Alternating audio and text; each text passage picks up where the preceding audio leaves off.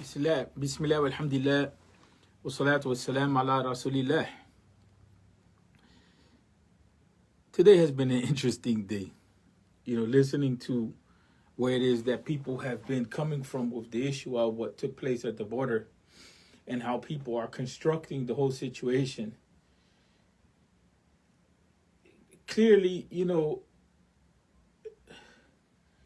there's a problem with regard to methodology. Clearly, there's a problem with regard to methodology. I've heard brothers that are not oriented in knowledge speak on the issue. There were sisters speaking on the issue. There's been even some Imam speaking on the issue. And wallahi, it doesn't leave anything of satisfaction. If we were to look at the reality of the situation, first of all,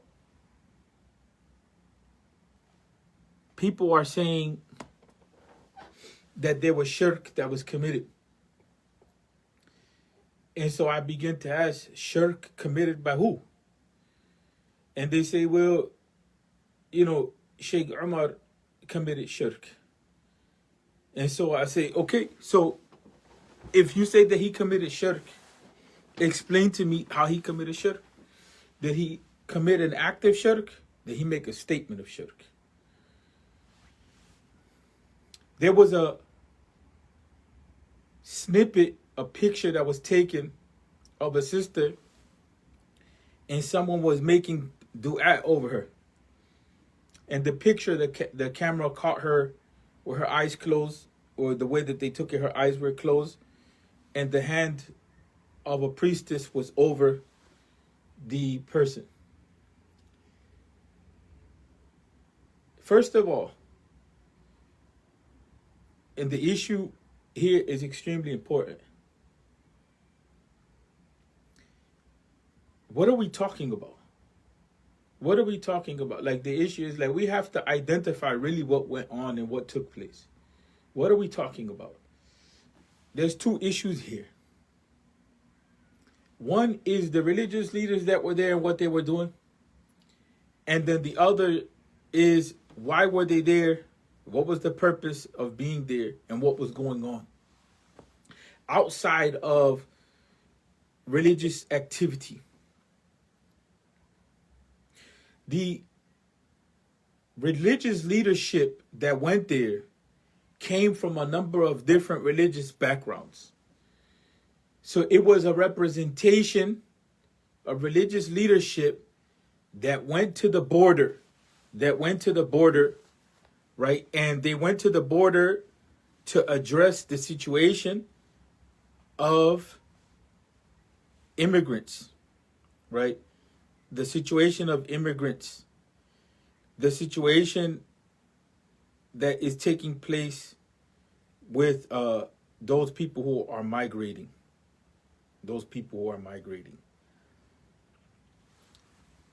The history of abuse, the history of rights violations, physical abuse, rights violations, torture, some cases even killing, kidnapping, all of that has been documented. As a matter of fact, there's some studies that have been put out by a number of different organizations that have noted that is extremely chaotic what takes place at the border. There's civil and human rights violations. There recently was released, I think it's about 15 to 30 pages. I can't even remember exactly, but it was no less than that. It was not like because I read a lot of different PDFs, so my mind is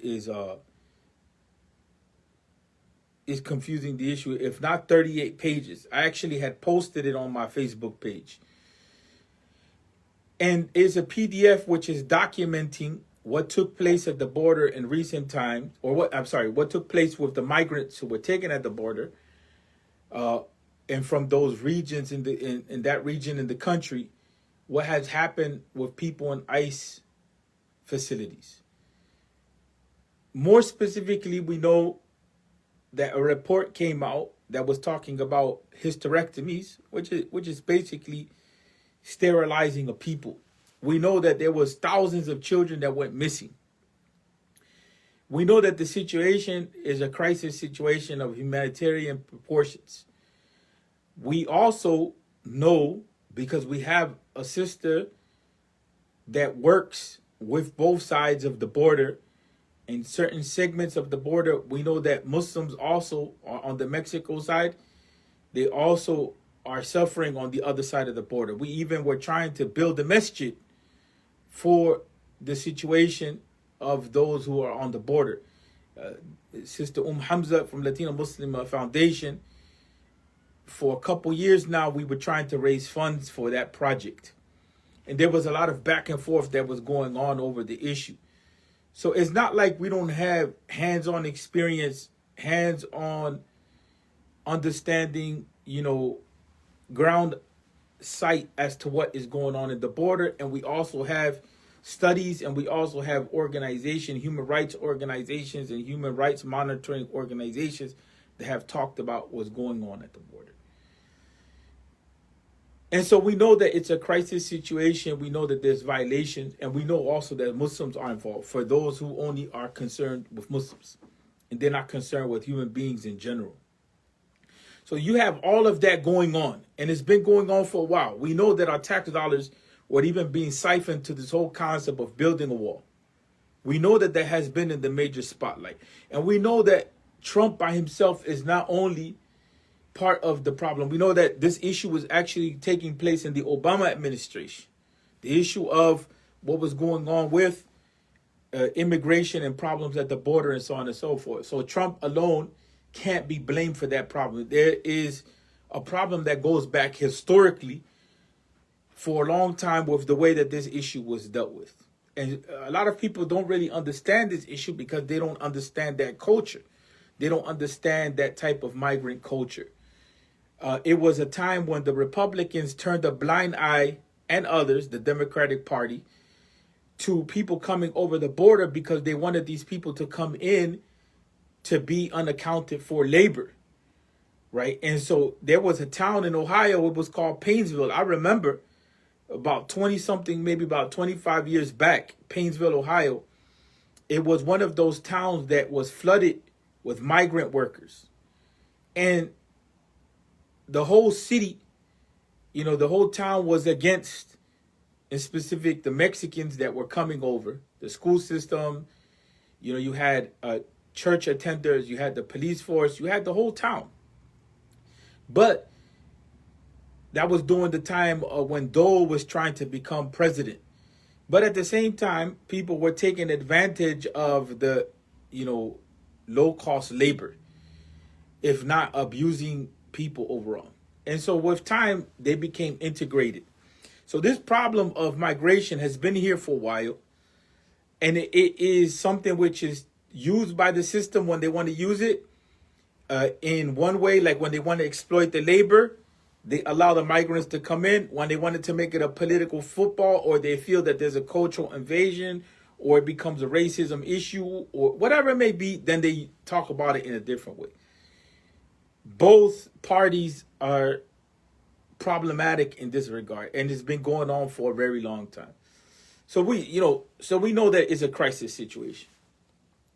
So anybody who does justice work, and anybody who knows about different religions, and anybody who knows about protest culture, anybody who knows about religious organizations, interfaith work, they know that interfaith work means that people are coming together and they are expressing themselves in their religious ways, and they do it together, and they end up working on a particular project.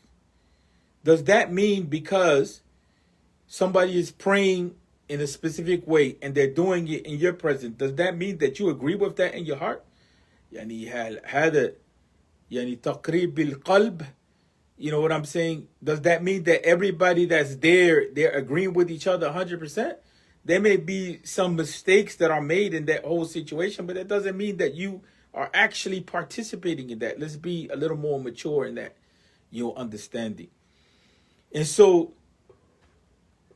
it's awkward, there's no doubt, but it's a different type of approach other than people of different religious orientations trying to kill each other. People have a problem with religious leadership coming together to talk about justice, but the same people that are talking about that in the American Muslim community, they have no word for the fact that Sunni Muslims and Shia Muslims are killing each other in Yemen, are killing each other in Syria, are killing each other in Pakistan. Then when it comes to that point where you have a humanitarian disaster, which, by the way, we didn't even monitor that humanitarian disaster. That humanitarian disaster with the Syrians and with the Yemenis, it was something that was monitored by the non-Muslims. The non-Muslim human rights agencies and even religious organizations were bringing that to the attention. The same thing that goes on with the Uyghur Muslims. And I've been talking about this in various ways throughout the day. The Uyghur Muslims and their plight and their situation, or the Burmese Muslims, their plight and their situations. Alhamdulillah that, I spoke to a sister who's from the Uyghur community, or the Uyghur community. She talked about how most of us don't even understand. We say Uyghur, and that's not even how they pronounce their names. We say Chinese Muslims. She says, we're not Chinese, we're a group of the Turks. And one of the sisters, I was on a program with her on Radio Islam that's sponsored by Sound Vision. And she was talking about how the situation for them is so detrimental that they have an internal policy and code because they're experiencing genocide, that they make an effort only to marry among themselves. And if they can't, to marry into a group that's closest to them, so that they don't go out of existence, because there's a direct targeting of them as an ethnicity, as an ethnic group, as a tribe, to take them out of existence. This is how dire and detrimental this stuff is. Recently,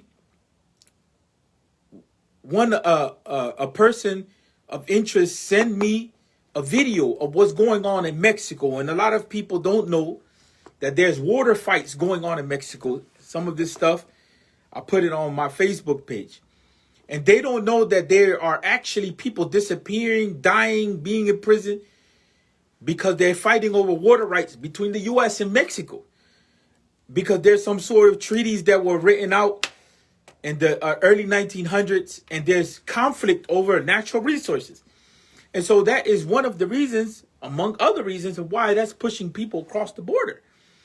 In addition to the fact that many people don't know that the war on drugs, which right now everybody's talking about voting for Biden, the war on drugs in the 80s and the Iran-Contra scandal, which all of that stuff came from here, from this very country. It was sponsored with our tax dollars and everything. It led to a mess which created chaos in Central America. And what it did was led to wars, low-intensity conflict wars. And it pushed a lot of people from Central America into the U.S., into the ghettos of the U.S., which were already struggling with the people that lived there, with black and brown communities, which those ghettos became flooded with drugs. So these migrants that are being impacted by a war that we're sponsoring, a low-intensity war conflict, they can't call it a war legally, but it's a low-intensity conflict with mercenaries, created such a chaotic situation in Central American countries that it forced people to come over this side of the border, and they come into American inner cities, and then they confront the Latinos and the blacks that are already there, struggling in their situations, and it just created an environment which was conflictual. And then those same people, they go back and gangs are created, and then you have mercenaries that are there that are no longer employed by the contracts that were paying them to engage in these conflicts, to topple leaders and all this type of stuff. Politics and everything else that goes along with that. And so, we have all these conditions that have been created on multiple levels as to why it is that, you see people that they're crossing the borders. The same type of situation is going on in Europe. When you look at the Moroccans trying to go into Spain, when you look at the Syrians trying to cross over, trying to go into other parts of Europe. When you look at the Africans going into different places, we're in a crisis, in an economic, political crisis globally, wherein the capitalist system can't maintain itself the way that it did, and they want to reduce the cost of labor. So we have other forms of slavery and indentured servitude that are coming back into existence, along with the prison system that is another form of slavery in this country. And so the Muslims really don't have anything to say about those real life conditions. So now you have these religious groups that have already been, I've been listening to these types of issues since I was younger, because in the Catholic Church, when I was a Catholic and when I was studying to be a priest, these were things that were discussed. You used to have people that used to go to the School of the Americas and protest there. The School of the Americas was a place where mercenaries were trained to be sent to Latin America. And they would be part of this whole process of destabilization and so on and so forth. And the military and all that was trained. This stuff gets extremely complicated. And so you have these religious groups and religious leaders that they're on this program. Now, it just so happens to be that in the 21st century, that some of the people that have taken up the cause of justice or social justice issues, it happens to be that they come from the LGBT community, because the Muslims and others are not at the forefront of justice issues, right? Are not at the forefront of defending people's rights and their dignity and their humanity. But the Muslims want everyone else in the world to stop what they're doing and defend their causes, whether it's Yemen or Palestine or Syria or the situation with the Chinese. But when it comes to being at the forefront, the Muslims don't know how to engage. So what happens is that the people that are engaging, the people that are at the forefront, speaking out and risking their freedom, happen to be people of other faith orientations and other gender orientations that we may or may not agree with. That's just the reality of how that works. And so you may have people that are not only religious, they may have other philosophical orientations. They may be socialists, or they may be this or that, but they all, regardless of what their orientation is religiously or their background, they only come together for one thing. They come together for the issue of dealing with police brutality, or dealing with border issues, or dealing with the issues that pertain to, for instance, disability rights, or any other social justice issue which comes to the fore. And that's how that works. And they come together because if they were to stand alone, they would not be able to address those issues alone, because by themselves, they won't be able to achieve anything. And so you have these coalitions that they have their own agendas, they have their own issues, and they come together. And it's true. It's true that they influence each other. It's true that they try to piggyback and have favors and this and that. That's the name of the political game. So we have to be big boys and we have to be big girls to understand that we live in a big adult world where people play for keeps. They play chess. They're not playing checkers. And so in the games of chess, where the Muslims have been destabilized and where the Muslims have been put out of their countries and Muslim resources have been taken over, it happens to be the case that now the Muslims are at the center of imperialism and they don't know how to navigate. And so you have religious fanaticism and purists that they want to demand that Islam be implemented. They didn't demand that Islam was implemented in any other way before, but they want to demand that Islam be implemented. So you have all these safeguards and gatekeepers that they come out. And some of them are agents, and some of them are misguided, and some of them are well-intended, and some of them have the good points that they make. You have a cadre, a series of different type of people that are there that are coming out and speaking. Whether it's against Ilhan Omar or Linda Sarsour or Omar Suleiman or whoever's out there in the spotlight, semi-representing the Muslim community for themselves and their symbolism. And I'm not saying self-interested because I'm not judging the issue of intention. I've heard so many people judging on the issues of intention. And it's like you start saying, like, well, how did you open up the person's heart? What we need to know is, like, when the person is given an explanation as to why it is that something happened, We need to figure out if that's valid or not. And that is not for everyone to figure out if it's valid or not. People, your opinion doesn't count if it doesn't have weight. Because now we're talking about people's dignity and their honor and their standing. And so we are watching people being accused of serious violations in Islam. People being accused of committing shirk. So we ask, what is it? Was it an act of shirk? Or was it a statement of shirk?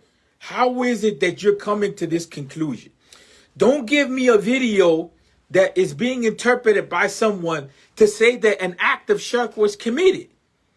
The irony here is that when some of us in the past, we were making issues with the fact that some of our Sufi brethren were making sujood to their sheikh out of respect. All of the sudden, 1,000 different interpretations were coming to the fore.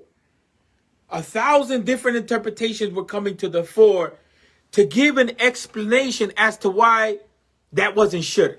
All is out of respect. You have to understand the intention, this, that. So we know that sujood is only for Allah wa ta'ala. But out of the principles of takfir, some people would say the act, or ulama, the act itself is an act of shirk. But what is the act being identified here? The act of sujood, which is an act of ibadah, is an act of shirk. But okay, so when you committed that act of sujood, did you intend shirk by it, or what did you intend? And then you see that there's a process of interrogation.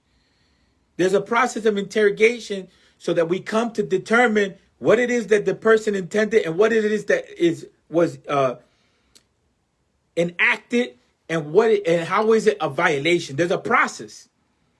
None of that process is taking place in any of this, right? What we have is a person in the social media realm making a video and determining that this is shirk in an indirect way by saying Omar Suleiman participates in a pagan ritual. Automatically, pagan ritual is an act of shirk, right? That's immediately هذا الذي يتبدر في الذهن. That's what immediately comes to mind. And when we في قضية التصور, how we conceptualize the issue, the word is made intentionally as participating in a ritual. Again, the analysis was not done incomplete. The other segment of what the situation entailed, of what they were dealing with and what they were confronting with, was never brought to the fore. Even to the point where I had taken a snapshot of the picture. There's a picture that was used in the video, and there's an arrow that's pointing to Omar Suleiman, and then it's saying, and then certain things that are said, you know what I'm saying, with regard to, okay, this is him, and then other pictures come to the fore, and nothing is identified with detail as to what is the whole case or scenario.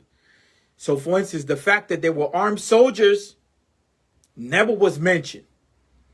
And Sheikh Omar Suleiman directly talked to some of us and explained to us the situation with his own words. And obviously, and this is not to support him in what's wrong. This is not to support him what's wrong. This is to support scholarly methodology. The brother is saying, we were at the border.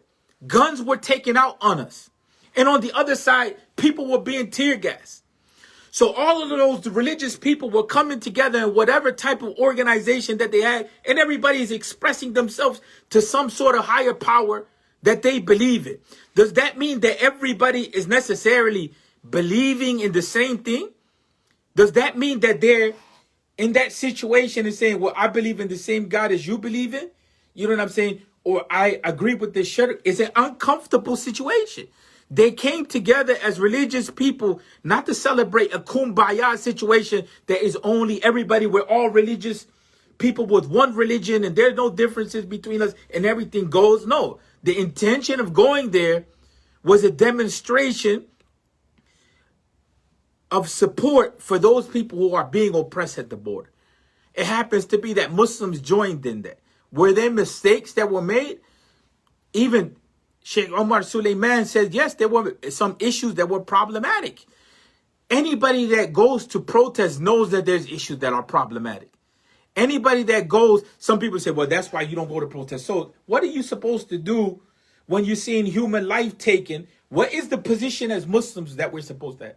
I myself asked Daniel Haqiqatjou that. I said, what is it that you have done to address the issue of hysterectomies that were performed on immigrant women? He told me, get lost. So how am I supposed to feel about that when I'm dealing with the Latino community that's not Muslim and Muslim? How am I supposed to feel about that? How are we supposed to deal with people in our community that have come into Islam and they're talking and they have relatives on the border or they have relatives that are in that situation? What are we supposed to tell them? That the Muslim community says get lost? That you're a bunch of kuffar, you don't mean anything to us? You have no value? That the only people that have value are the Muslims that are suffering throughout the world? That the only directive and attention that we should be engaging in is just supporting the Muslims when they're oppressed, and that's it? And the reality of this situation is a problem. It's a serious problem. I participated in a rally protest here in the Chicago area. And the situation was extremely frightening. I'll be honest with you, it was frightening. Why? Because you have a family. You have a family that has just lost their family member. A police bullet shot in the back of the head of Miguel Vega. And Miguel Vega was in his vehicle. You can see, you know what I'm saying, the situation of where the vehicle, where Miguel Vega was at, there was a vehicle. And you can see the situation where the bullet even went through the vehicle. So Miguel Vega dies almost in front of his house. The police don't give any explanation, but the news automatically indicts and says that he had a gun. So the family saying, what are you talking about? Like, there's no explanation that has been given to be able to justify that, situation. So it sounds out of character.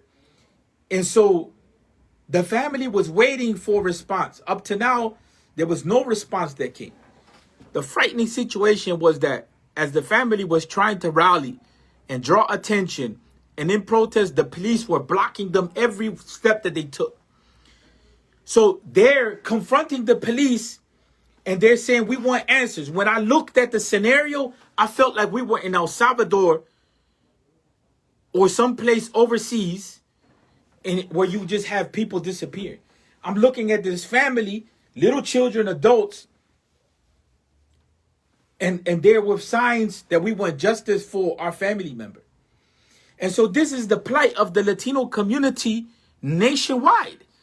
With people disappearing by way of ICE, it's the plight of the African American community nationwide. It's just that many of you and many of the people that are talking on these types of issues, you're not experiencing that. You're not going through that suffering. You're not going through that pain. So you don't feel it. It doesn't hit home. But then if the person is Muslim, all of a sudden you want to come out and say, oh, the person is Muslim. But even in the case of those who have been stricken by death at the hands, by the permission of Allah, at the hands of police or injustice or whatever you may say, you want to say in that regard, the Muslims haven't batted much. It became popular to say BLM or Black Lives Matters because of the overwhelming show of force that was coming from the street on the issue. But prior to that, nobody gave a damn about what was going on in the African American community, with the exception of the few. So then, part of the dilemma that we have here, and I'm talking on behalf of the Latino community, is that part of the dilemma is that you have people right now like Daniel Haqiqatjou has entered in a situation which directly impacts the Latino community. And he has entered into a situation where there's accusations of shirk being made on Omar Suleiman. Sure, there was mistakes that were made in that protest. But rather than give tawjihat in the irshad, rather than say, we understand why it is that you were at the border. We understand the intent. But we need to sit at the table and correct some of these approaches, because you can fall into a violation of the deen. There's an automatic characterization of the situation as though there was a violation of the deen. And there is no conversation with detail with regard to what exactly is the act of shirk that was committed by the Muslims themselves, and what exactly was the word of shirk that was put forward. And some of you are falling for that. Some of you are falling for that without going with scholarly methodology. We can't establish that someone has committed shirk, even if you set up the ducks, or the dominoes. If you set up the dominoes, and then we hit the first domino, then what happens is that another domino falls, another domino falls, another domino falls, until the whole set falls. And that's the type of logical setup that has been framed with this situation, is that there is a presentation of ideas that have been set up so that you automatically yourself will say, wow, he committed shirk. But openly, it's not going to be said in the same exact way. But the statement of saying he participated in the pagan ritual, the first thing everybody says is an act of shirk. See, prove that he actually participated. Ask the brother what was the situation. You understand what I'm saying? He's a community leader. A sister came on and she's talking about the situation, and what she's saying is this: oh, I didn't like him from the beginning. He rubbed me the wrong way. I said, like, are you serious? Are you serious? Is this the issue of your feelings? The brother didn't rub you in the right way. He was arrogant and pompous. Really? This has nothing to do with your feelings. Feelings in this situation has nothing to do with what we're talking about. What we're talking about is two issues. Why were they there at the border, and what were they doing, and what's the humanitarian crisis that's taking place? And the second thing is, what is the problem with the way that, or the nature of the way that protest rally was organized? If you're at a protest rally with different people, can you control exactly what they do? So you as a Muslim, if you're there with a group that's diverse people. They're going to do whatever they do. Does that mean that you accept it? Does that mean that that's your deen? The issue here is that we have the concept of Hilf al-Fudul, which is the pact of goodness, which was a pact that was also made prior to prophethood by the Quraysh themselves, in which they came into an alliance that they would not allow oppression to exist amongst themselves. The Quraysh themselves were people of shirk. And so the Prophet Muhammad sallallahu alaihi wasallam, he himself had agreed, to that whole pact. He said that if it was a pact that was present in today's time, that he would agree to it. So what would that look like in today's time if we go into an alliance with different groups, regardless of who they are? From one angle, not to oppress each other. Does that mean that it's going to stay equal? People are not going to try to influence each other? Sure, people are going to try to influence each other. But the idea is, like, in a society, what are we agreeing to in a society? Don't we want a society in which we're agreeing to not kill each other, not rob each other, to treat each other with dignity, to uphold each other's rights? We're all diverse here, people. You have Satanists.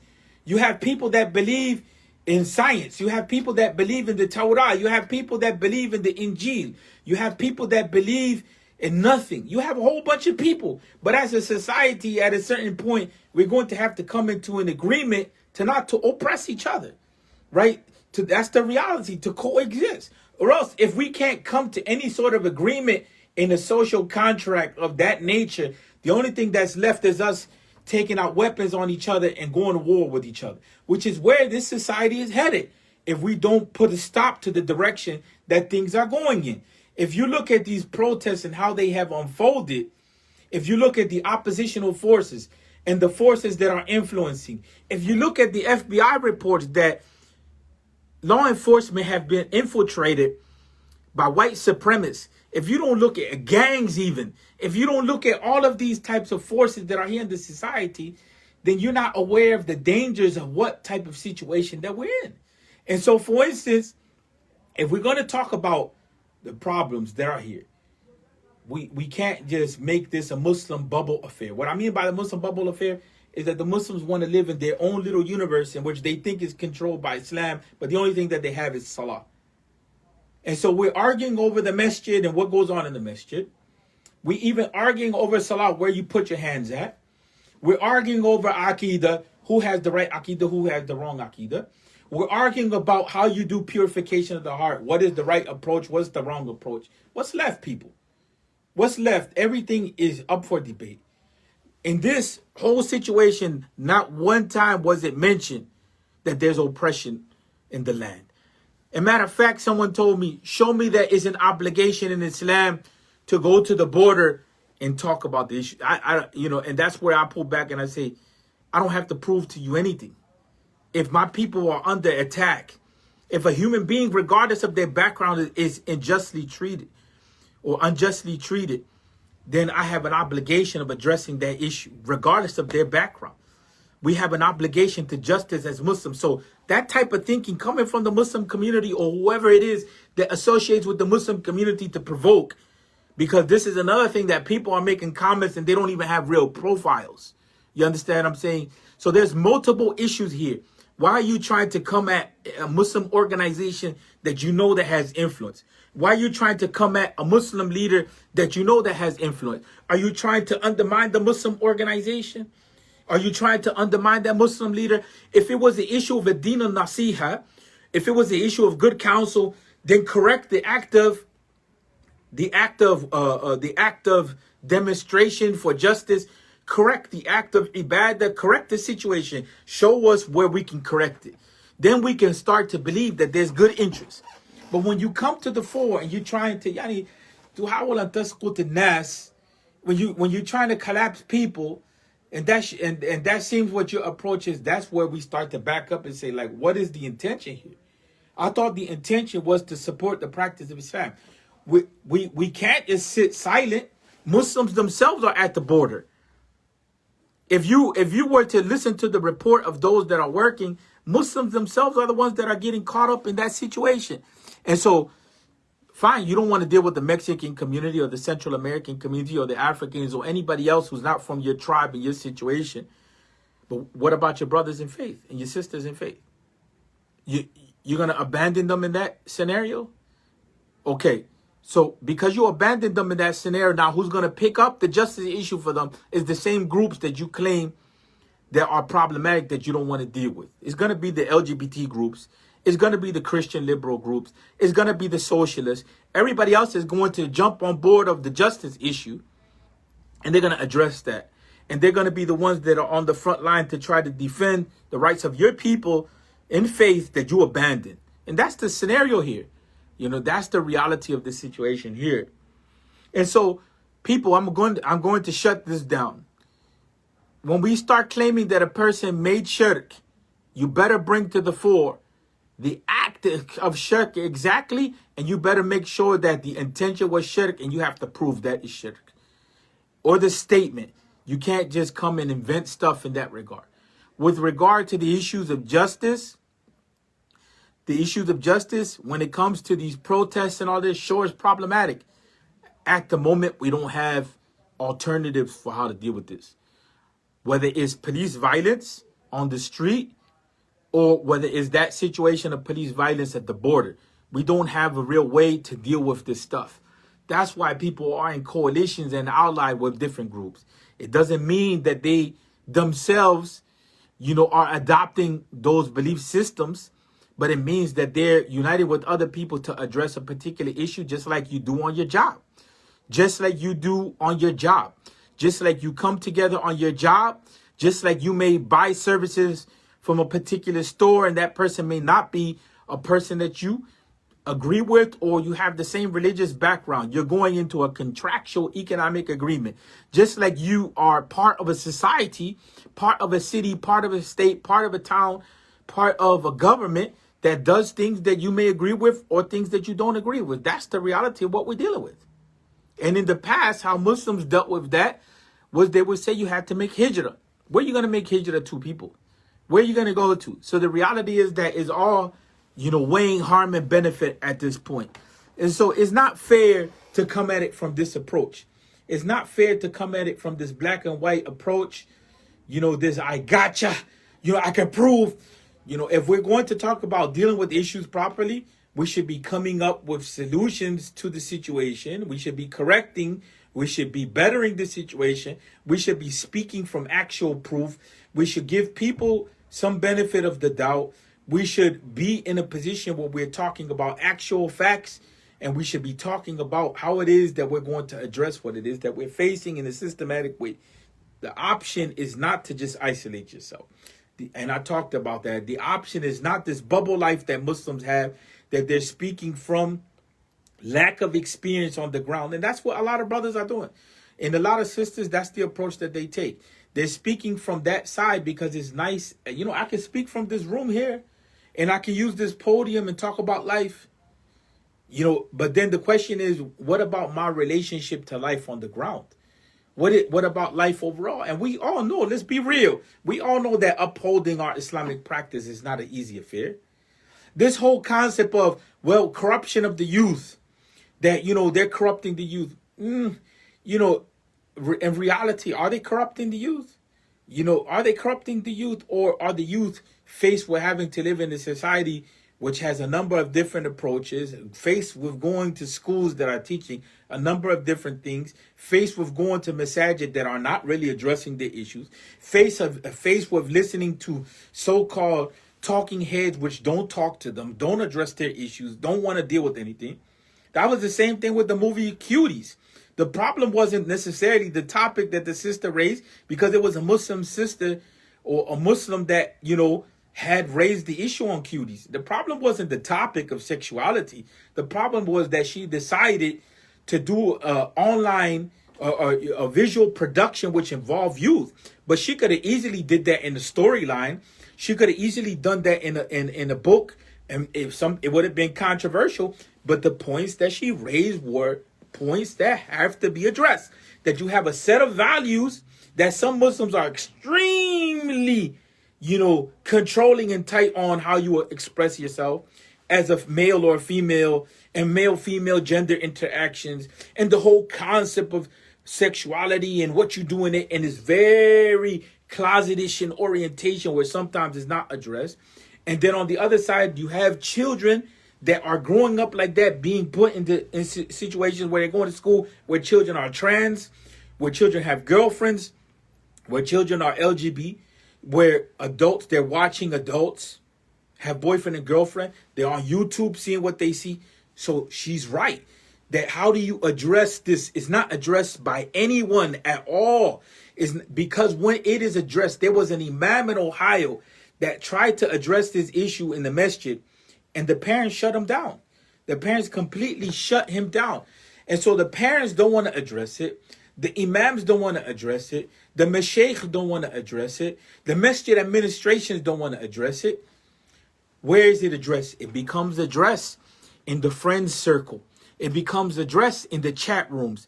It becomes addressed in all of these circles in which we as a community, we have no influence whatsoever as to how we're going to address it. So the topic that came up in Cuties itself wasn't the problem. The topic was that she used youth, and we don't want to put the youth in that type of situation. And neither do we want to model our youth because it came under Muslims. And it was the protagonist or the central figure of that program or that show, Cuties, it was a Muslim. We don't want to put the youth in that situation, but we do want to guide the youth through that situation. I remember some years ago, our sister was in Masjid al-Azhar, and she talked to Sheikh Ahmed Tahir, which is one of the senior scholars of Al-Azhar, and one of the top scholars in Maliki fiqh, and one of the senior scholars of fatwa, and he was the president of the school of fiqh, of comparative fiqh. And so one of the things that he said to her, she asked, should we allow our children to watch TV? And he said, you should watch TV with your children and teach them the halal and the haram, right? You should teach your children the halal and the haram. But the reality is that we're not teaching our children the halal and the haram. So where are they going to learn how to function? And teaching them the halal and the haram is not just saying this is haram, that's not, and this is halal, not in that way. Teaching halal and haram is teaching them how to navigate and how to apply the deen in life situations. We are not doing that. We have not one solid textbook which is addressing the whole issue of LGBT and sexuality and how it is that we're going to deal with it. Because it's a reality that is here. Out of all the scientists, out of all the doctors, all the biologists, all the mashaykh, all the PhDs, no one council has come together to give us a solid textbook that we can use on a national level in American English that goes from K through 12 as to how to address the issue. But we have 1,000 experts telling us about how LGBT is a threat. We don't need to know how LGBT is a threat. We need to know how we're going to deal with the situation, how we're going to implement the deen. And so it's the same thing when it comes to protests. Up to now, we don't have one standard definition of how we're going to deal with the issue of social justice. But by the way, all of the so-called defenders of Islam and the deen, when it came to Palestine being wiped off of the map, not one of them came to the fore in defense of Palestine. Not one of them came to the fore to talk about the problematic nature of UAE intervention in the American Muslim community and the direction of the Islamic discourse here. Not one of them came to the fore in that. You understand what I'm saying? But what we have been seeing is a consistent tearing away of any kind of concept of Muslims being politically involved. And I personally have a problem with the attack on Sheikh Omar Suleiman, not because I'm coming to his defense as a blind supporter, but because Sheikh Omar Suleiman has been a voice for the Palestinian people in their struggle, and is one of the only Muslim voices that has come to the forefront. So, حينما تحاول أن تسقط الرجل تحاول أن تسقط القضية. That's part of the reality of the situation. When you're trying to collapse the brother, you're also trying to undermine the whole Palestinian struggle. Let's get that right. And it's the same thing with addressing the problem of Linda Sarsour. And it's the same thing of addressing the problem of Ilhan Omar. When you try to undermine constitutional representation for the Muslim community, whether we agree with all the issues or not, you understand what I'm saying? When you try to undermine that, you're undermining also the voice for those who need a voice. It may not be a perfect voice. It may not be a perfect approach, but that's what we have. That's what we have in this situation. This is who we have on the ground, because we're not putting $5 million towards training leadership to be able to deal with these issues. But we have $5 million masajid, right? We have $5 million institutions. But when it comes to putting together a cadre, a group of imams, mashaykh, experts in political science, in sociology, in medicine, to really get us out of this dilemma that we're in and understanding civilizationally how to deal in the world, the Muslim community is nowhere to be found. If we were to say we need $5 million to have this type of project, or we were to say that we need $5 million to go into a political lobby group, there's nowhere is that to be found in the American Muslim community. But we do see the Saudis intervening. We do see the UAE intervening, and they're molding the type of Islam that they want us to have. We do see this kind of concept of we're being told to just focus on yourself and your family and just, be disengaged from this political leftist stuff because it's Marxist, is this. We understand that they're coming for the head of the Islamic movement. You know what I'm saying? We're not blind to that reality. We're very conscious of the fact that there's a concerted effort to attack any type of scholarship or any type of leadership which is politically involved. And that's what we mean. You know what I'm saying? When we start talking about Islamic movement, anybody that's socially involved, socially conscious, politically involved, that's calling the Muslims to not just focus on dhikr, that's calling the Muslims to not just focus on aqidah, of course they're under attack. And so that's part of the problem that we have at the end of the day. We cannot talk about takfir unless we're using the rules and the principles of takfir. And those rules and those principles in the American Muslim community, they're either going to come from the Ash'ari Maturidi school or they're going to come from the Salafi school. Neither of those systems was used in the case of Omar Suleiman, but there were over 700 shares of the video of Daniel Haqiqatjou. And I talked to every Muslim leader. You have a responsibility of coming to the table and putting an end to this type of drama which takes place in the Muslim Muslim community.